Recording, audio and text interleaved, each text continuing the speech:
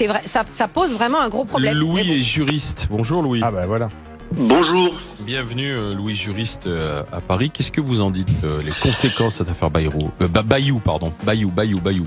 Écoutez, je trouve ça absolument scandaleux, mais je voudrais dire un mot parce que j'étais un peu choqué, mais vous allez peut-être me couper comme l'auditeur précédent. Tout à l'heure, vous l'avez coupé parce qu'il a commencé à parler de Barbara Lefebvre. Les civils à Gaza sont autant responsables que les membres du Hamas et du djihad islamique. Alors, je vais vous dire, je suis extrêmement choqué de cette censure que vous mettez en place. Je suis un auditeur de longue date des grandes gueules. D'ailleurs, je dois vous dire que je m'appelle pas Louis, je m'appelle Rachid, je suis avocat.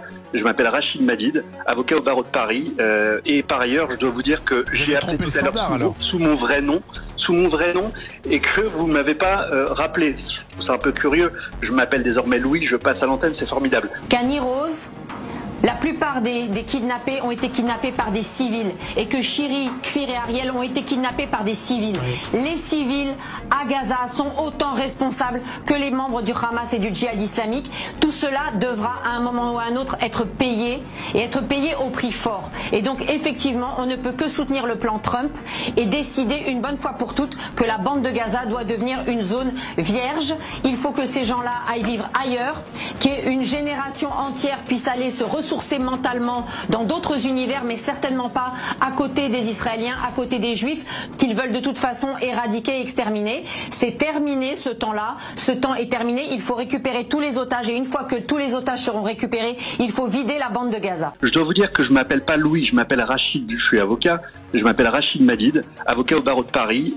Et par ailleurs, je dois vous dire que j'ai appelé tout à l'heure sous mon vrai nom, et que vous ne m'avez pas rappelé.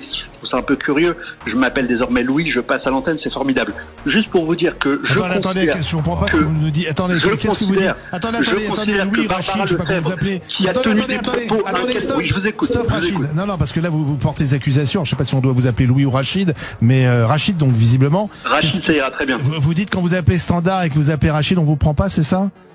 Alors, je dis pas que c'est la raison pour laquelle vous m'avez pas pris, évidemment. Voilà. Je ne faites attention à ce que vous dites. Parce que vous êtes avocat, ne portez pas des accusations. Vous venez d'assigner quelque chose qui est grave. Mais tant mieux, on peut discuter. Moi, j'accuse personne. Non, ça c'est pas une discussion, c'est une accusation. Je dis simplement que vous avez une chroniqueuse autour de cette table qui vient de tenir des propos inqualifiables qui sont, selon moi, je vais pas porter d'accusation de ce point de vue-là, selon moi, qui relève de la loi pénale.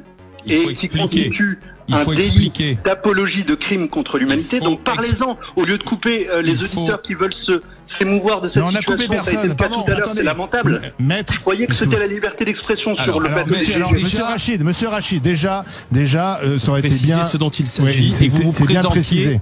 Voilà. Déjà, on ne sait pas qui vous êtes, donc vous vous cachez, vous présentez. Non, je m'appelle Rachid Madid, je suis avocat au barreau de Paris. Charles me connaît. Je connais très bien Charles, je vous ai déjà rencontré.